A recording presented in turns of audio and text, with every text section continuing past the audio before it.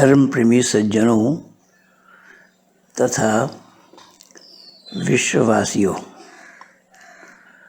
ये मानव मात्र के लिए सूचना, वो सूचना ये है कि आज 23 मार्च 2023 है और हिजरी महीने के हिसाब से आज पहला रमज़ान है। 1444 हिजरी है,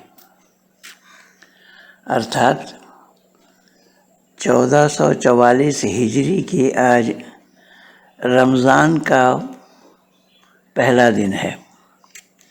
इस रमज़ान की बहुत बड़ी बड़ी फजीलत है, कुरान में वर्णित है कि कुरान इसी रमज़ान के महीने में अल्लाह ने उतारी।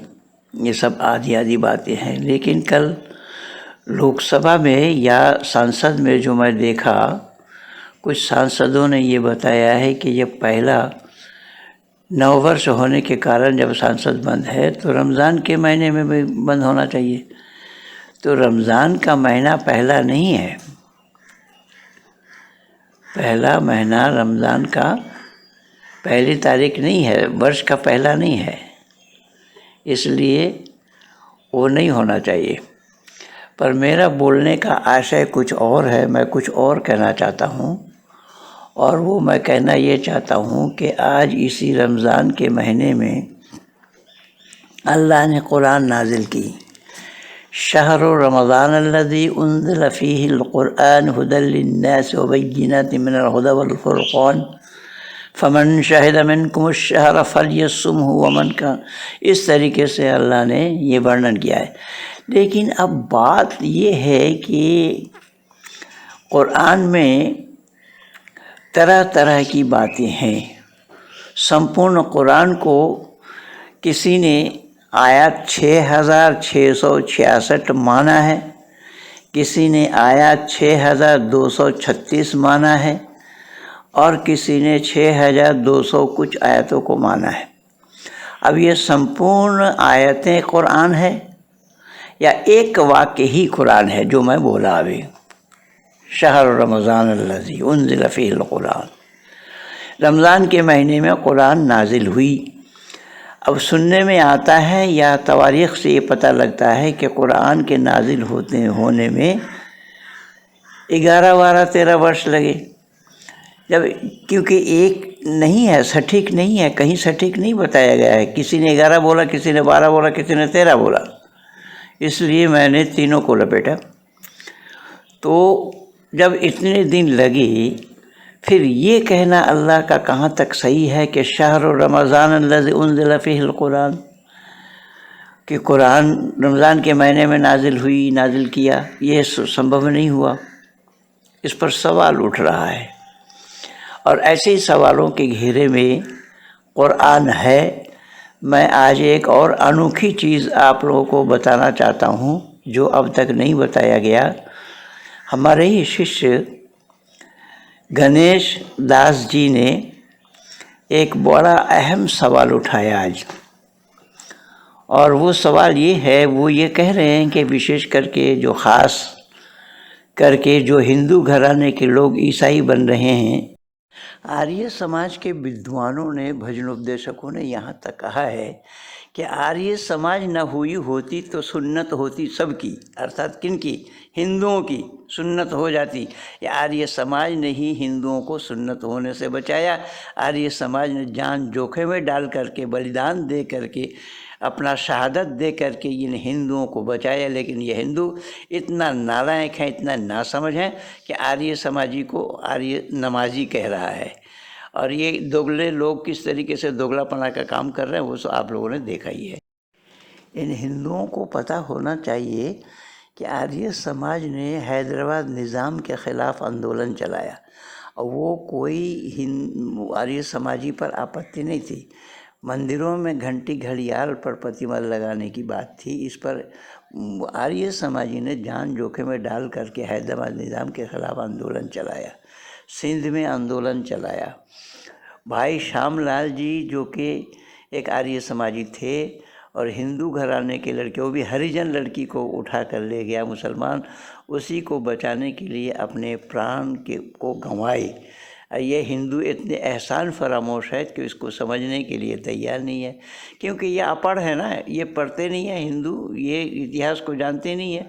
इतिहास को पढ़ने पर तो सच्चाई का पता लगेगा। ये हमें गाली दे रहे हैं, हम इनको बचाने में लगे हैं, हम इनको सुरक्षा दे रहे हैं, हम इनको बचने का रास्ता बता रहे हैं। ये तो आप लोगों ने देखा है कि लंदन में भी एक लड़का मुसलमान बनने जा रहा है, उस लंदन से भी लोग मुझे याद कर रहे हैं कि किस तरीके से बच्चे को बचाया जाए। मैं पूछना चाहता हूँ, ये अमृतानंद हो या नरसिम्हानंद हो, इन लोगों के पास ऐसा कोई काम है क्या? इन लोगों ने ऐसा कोई काम किया है क्या? ऐसा कोई फ़ोन इन लोगों के पास आया है क्या? ये तो बाउंडर मचा रहे हैं, ये धर्म का धा जानते नहीं है, धार्मिक बने हुए हैं, ताम झाम लगा करके ये हिंदू समाज को बर्बाद करने में तुले हुए हैं। सत्य सनातन वैदिक धर्म पर ये कुठाराघात कर रहे हैं, आरोप लगा रहे हैं, इससे सावधान होना चाहिए। और अपना नाम हिंदू ही रख करके हिंदुओं को वर्गलाने का प्रयास कर रहे हैं, और हम जैसे लोग जान जोखिम में डाल करके इस कार्य को अंजाम दे रहे हैं, फिर भी ये मूर्ख हिंदू हमें ही गाली दे रहे हैं। स्वामी अमृतानंद को सुनिएगा, कल तो मैं बोला कि अमृतानंद ये टट्टी है, टट्टी। ये अमृतानंद हमें गाली दे रहे हैं जो हम जान जोखिम में डाल करके काम कर रहे हैं, और ये काम हिंदुओं को समझाने के लिए हो रहा है। पर हिंदू इतने नासमझ हैं, समझने के लिए तैयारी नहीं है कि ईसाई और मुसलमान बनने से हिंदुओं को बचा सकता है अमृतानंद या नरसिम्हानंद। ये काम इन लोगों का है। अब ये किसी ने मुझे कमेंट्स में लिखा है कि नरसिम्हानंद धर्म का प्रचार कर रहे हैं। अरे वो धर्म का धा नहीं जानता, वो धर्म का प्रचार क्या करेगा? अगर वो धर्म को जानता होता तो मूर्ति के सामने में हाथ जोड़ करके खड़ा रहता इस तरीके से। जो धर्म में मना है, वेद में मना है, सर्वथा वर्जित है। तो गणेश दास जी ने एक बड़ा अहम सवाल उठाया उन हिंदुओं के लिए कि जो हिंदू ईसाई बन रहे हैं, नाम हिंदू है, नाम नहीं बदला, और ईसाई बन करके वो संपूर्ण भारत में इस तरीके का प्रचार कर रहे हैं। तो उन लोगों के तरफ गणेश दास जी मुखातिब है और बाइबल से कुछ बातों को उठाकर उन्होंने दिया है।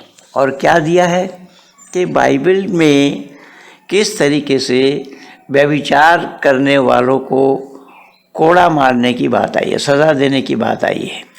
और ये बात है कुरान में भी है। सूरह नूर सूरह नंबर 24 आयत नंबर 2, 3, 4, 5, 6, 7 तक आप देखेंगे, मैं दिखाऊंगा, वही बातें हैं। अब कुरान वालों की मान्यता है कि बाइबल को निरस्त कर दिया, तौरात, ज़बूर, इंजील निरस्त हो गया। अल्लाह ने खुद कहा है, वैज़ा बदलना आयातिम माकाना आयातिम वल्लाहु आलमु बिमा युनज़्ज़िलु इन्नमा अंत मुफ्तरिन बल अक्सरुहुम ला यअलमून, ऐसा बोला है। लेकिन इसी को बाइबल से ही कोड किया है।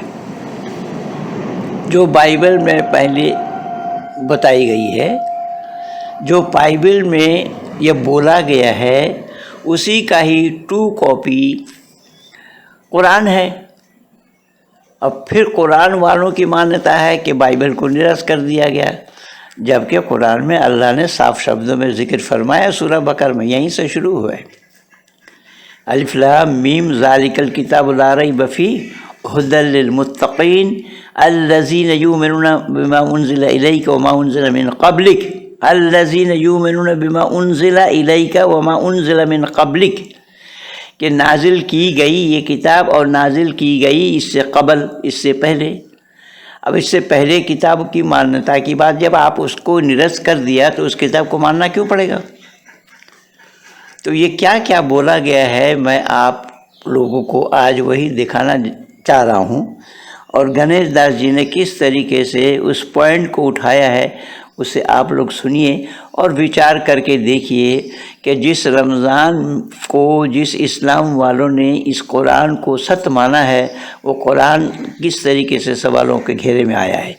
इसको आप लोग सुनिए और मैं अभी उस आयत को भी पढ़ करके सुनाऊंगा जहाँ गणेश जी बोल रहे हैं, उसके साथ साथ उन आयतों को भी उद्धृत करूंगा आप लोगों के सामने। धन्यवाद के साथ महेंद्र पाल आर्य। देखिए। नमस्ते बंधुओं, आइए हम देखते हैं कि बाइबल की जो कथाकथित परमेश्वर यहोवा है, मूर्ति पूजक के लिए उन्होंने क्या आदेश दिया, ये देखते हैं। हालांकि आज ज़्यादा मूर्ति पूजक जो है वही ईसाई बन रहे हैं। यह है बाइबल की 5वीं पुस्तक व्यवस्था विवरण और उसका अध्याय है 17 वचन 2 से हम देखेंगे कि उनका आदेश क्या है। जो बस्तियाँ तेरे परमेश्वर यहोवा तुझे देता है, यदि उनमें से कोई पुरुष व स्त्री ऐसी पाई जाए जिसने तेरी परमेश्वर यहोवा की वाचा तोड़कर ऐसा काम किया हो जो उसकी दृष्टि में बुरा है, अर्थात मेरी आज्ञा की उल्लंघन करके पराई देवता की व सूर्य व चंद्रमा व आकाश के गणों में से किसी की उपासना की हो व उसको दंडवत किया हो। वैसे तो मानते हैं सारे चीज़ यहोवा ने ही बना दी, परंतु आगे सुनिए यहोवा का आदेश क्या है।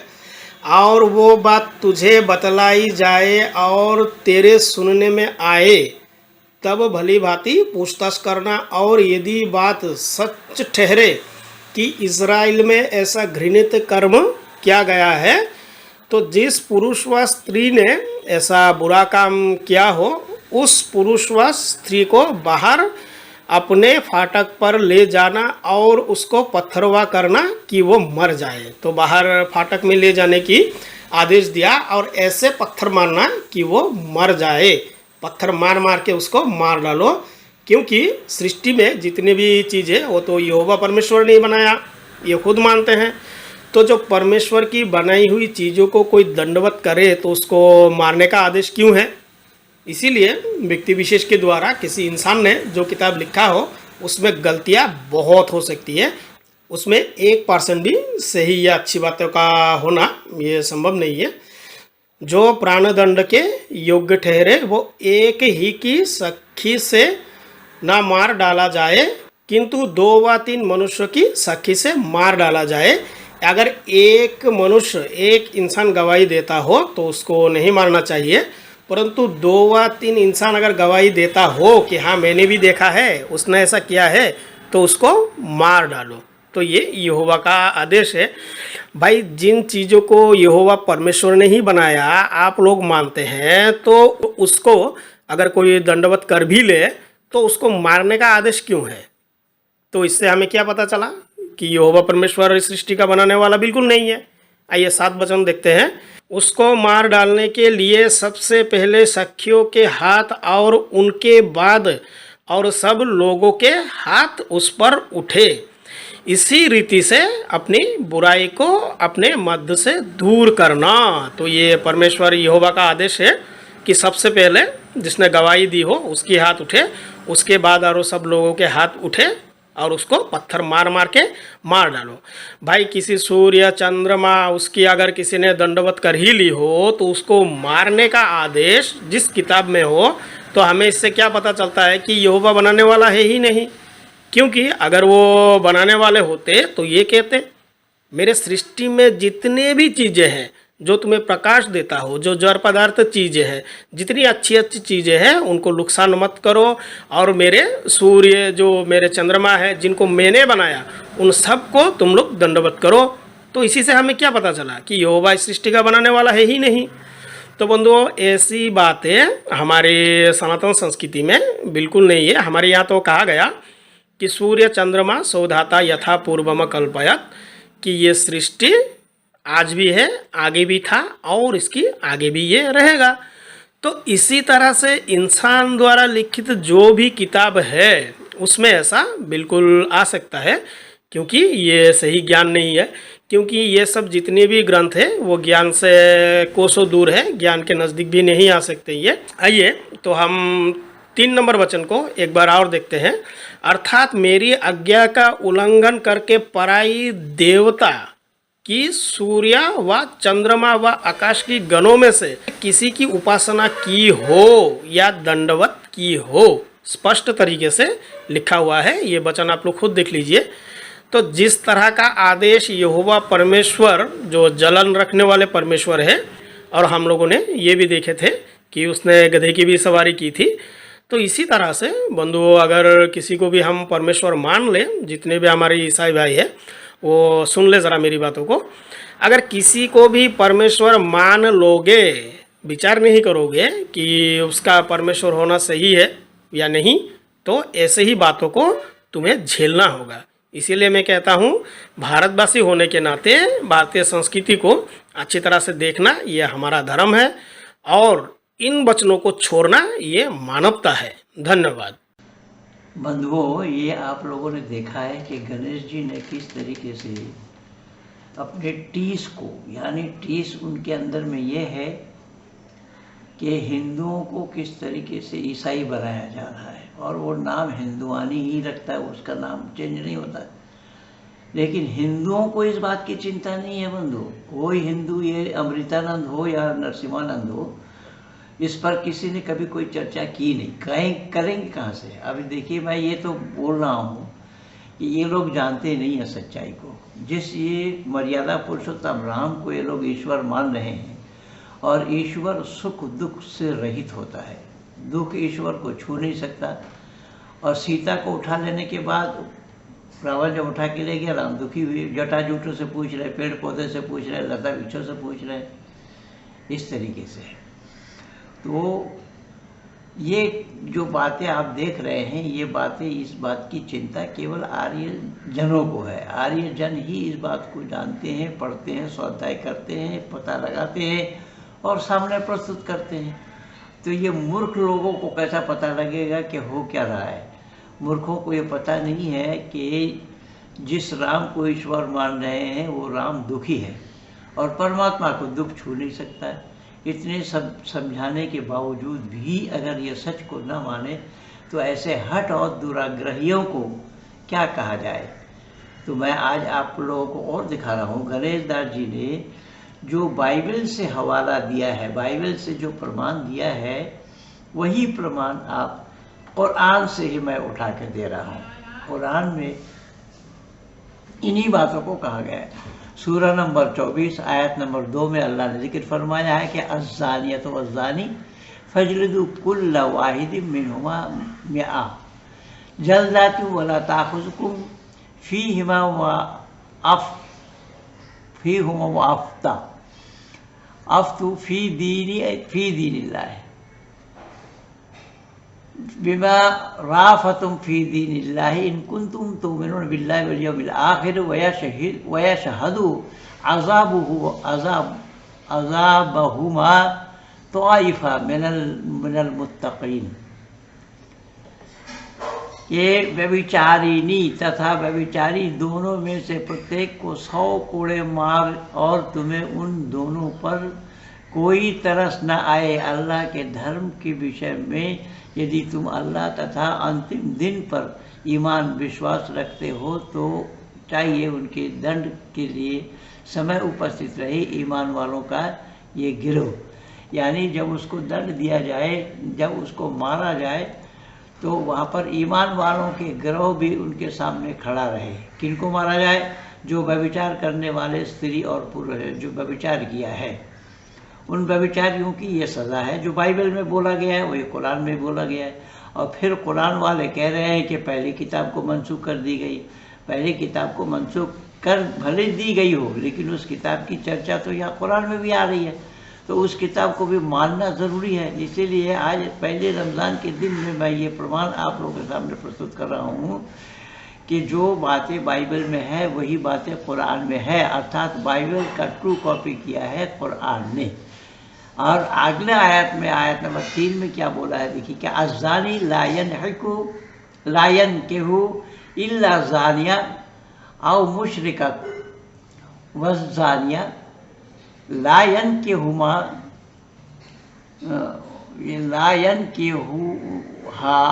इल्ला ज़ानी औ मुशरिका वहर्रिमा ज़ालिका अलल मोमिनीन।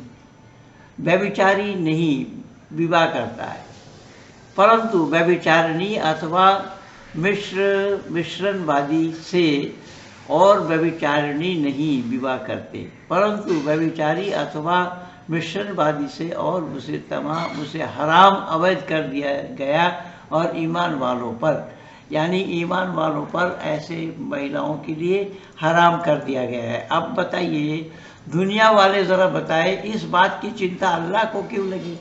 अल्लाह क्यों कह रहे हैं? अल्लाह को किसने कहना पड़ा कि कौन विवाह करे, किससे कौन विवाह ना करे? इससे अल्लाह को लाभ क्या मिल रहा है? अच्छा, चौथी आयत में और देखिएगा क्या बताया कि वल्लज़ीन यरमून अल-मुहसनात सुम्मा लम यातू बेअरबात शुहदा फ़अजलिदूहुम 80 जल्दता वला तक़बलू लहुम शहदा आबाअहुम औलाइका हुमुल फासिकून। अब यहाँ एक तमाशा और किया है, देखिए अल्लाह ने क्या बोला। तथा जो आरोप लगाए व्यभिचार का सत्यवती यानी सत्यवती स्त्रियों पर, फिर न लाए चार सच्ची तो उन्हें 80 कोड़े मारो और स्वीकार करो उनका साक्ष्य कभी भी और स्वयं अवज्ञाकारी है। यानी अल्लाह ने ये आदेश दिया है कि तुम्हें 4 गवाह देना होगा, 4 साक्षी प्रस्तुत करनी होगी। अगर तुम गवाही दे सकते हो, अगर नहीं दे सके तो उसके लिए मारना पड़ेगा 80 कोड़ा। अब पंचम आयत में क्या बोला है? आयत नंबर 5 में क्या बोला है कि इल्लल्लज़ीना ताबू मिन बादी ज़ालिका व अस्लहू फ़इन्नल्लाहा गफ़ूरुर रहीम। देखिए, परंतु जिन्होंने क्षमा मांग ली उसके पश्चात तथा अपना सुधार कर लिया तो निसंदेह अल्लाह पति क्षमाशील क्षमावान है। अल्लाह उसको दया करते उस पर कि अल्लाह से वो तौबा कर ले, गुनाह स्वीकार कर ले तो अल्लाह उसको क्षमा कर देते हैं। लेकिन क्षमा करना ये गलत तरीका है, क्योंकि जो जान करके विष खाएगा वो भी मरेगा, जो अनजान में विष खाएगा वो भी मरेगा। अल्लाह को इसको ज्ञान नहीं, अल्लाह इसके बारे में पता नहीं रखते हैं। अब 6 नंबर आयत में क्या बोला, देखिए वल्लज़ीना यरमूना अज़वाजहुम ला यकुल लहुम शहदा इल्ला अनफुसहुम फशहादतु अहदिहिम अर्बा शहादतिन बिअन्नल्लाहा लमिनस सादिक़ीन। अब यहाँ क्या बोला है देखिएगा कि जो व्यभिचार का आरोप लगाए अपने पत्नियों पर, ध्यान से सुनना मेरी बातों को, जो अपने पत्नियों पर व्यभिचार का आरोप लगाए और उनको चाहिए 4 साक्षी, परंतु स्वयं 4 साक्षी अगर न मिले तो स्वयं 4 बार अल्लाह का नाम लेकर के कसम खा करके कहे तो वो बात मानने लायक है। मैं पूछना चाहता हूँ एक बार अल्लाह से और अल्लाह के बंदों से, जिस कुरान पर ये दम भरते हैं उस कुरान में क्या बातें कही गई है। और इसका शान नुज़ूल ये है कि आयशा पर यह आरोप लगा था। आयशा पर यह आरोप जब लोगों ने लगाया है कि तो हुजूर भी नाराज़ हो गए। आयशा को पता लगा तो वो दोनों पति पत्नी में अनबन शुरू हो गया। अल्लाह ने ये गवाही दी। अब पति पत्नी के झगड़ा को अल्लाह ने मिटाया, इसीलिए तो अल्लाह ने बोला कि अपने पत्नियों पर अगर तुम व्यभिचार का आरोप लगाते हो तो 4 गवाह प्रस्तुत करो, और 4 गवाह अगर प्रस्तुत नहीं कर सकते हो तो खुद 4 बार अल्लाह का कसम खा करके कहो तो अलबत्ता तुम्हारी बात सच मानी जाएगी। तो ये आयतें हैं, इस तरीके से कुरान में अल्लाह ने क्या क्या कहा है, किस तरीके से कहा है, जो लोग पत्थर की लकीर मानते हैं। अब इन बातों से अगर हज़रत मोहम्मद साहब और आयशा की में ये अनबन न हुई होती तो फिर यह आयत अल्लाह को उतारना नहीं पड़ता। इसके शान नुज़ूल को देखिएगा तो यही बताया गया है। अब 7वां नंबर आयत में और क्या कहा गया है देखिए कि वल खामिसतु अन्ना लानतुल्लाहि अलैहि इन्ना काना मिनल काफिरीन मिनल काज़िबीन। और 5वीं बार ये कहे कि उस पर अल्लाह की धिक्कार है यदि वो झूठा है। अब ये है अल्लाह से, मोहम्मद से और मोहम्मद की पत्नी आयशा की बातें, जो इस तरीके से अल्लाह को गवाही के रूप में कहने की आवश्यकता पड़ी। और मैं दावा के साथ ये कह रहा हूँ कि अल्लाह अगर गवाही ना देते होते तो आयशा का तलाक हो गया होता। इस आयशा और हज़रत मोहम्मद साहब की जो दोनों के बीच में जो संदेह, एक दूसरे पर जो संदेह हुआ, वो संदेह दूर अल्लाह कर रहे हैं। इससे यह अंदाज़ा लगा लीजिए कि इस कुरान को कलामुल्लाह कहना क्यों और कैसा सही है। जैसे कि गणेश दास जी ने बोला कि बाइबल को ईश्वरीय ज्ञान मानना सही नहीं है, बाइबल का ईश्वरीय ज्ञान होना सही नहीं है। मैं उसी तरीके से उसी प्रमाण को कुरान से उठा करके बता रहा हूँ कि कुरान को भी ईश्वरीय ज्ञान मानना, ईश्वरीय ज्ञान बताना सही नहीं है। क्या हिंदू को मालूम है? क्या नरसिम्हानंद जानते हैं इन बात को कि कहाँ लिखा है ये बाइबल में और कहाँ लिखा है कुरान में? क्या नरसिम्हानंद ही नहीं, अमृतानंद जानते हैं ये कहाँ क्या पॉइंट है, किस पॉइंट से हम इनको घेर सकते हैं? तो ये हिंदुओं को इससे कोई मतलब नहीं है। हिंदू तो बिना पेंदी का लोटा है, गंगा गए गंगादास, जमुना गए जमुनादास है। इन गंगादास और जमुना दासों ने सत्य सनातन वैदिक धर्म पर कुठाराघात किया है, जो मैं अनेक प्रमाण दे करके आप लोगों के बीच में बोला हूँ। इसलिए बंधु, ये वीडियो अच्छी लगे ज़्यादा से ज़्यादा शेयर कीजिए, लाइक कीजिए, सब्सक्राइब कीजिए, आइकन बेल दबाना ना भूलना। इन्हीं शब्दों के साथ मैं हिंद पाला है।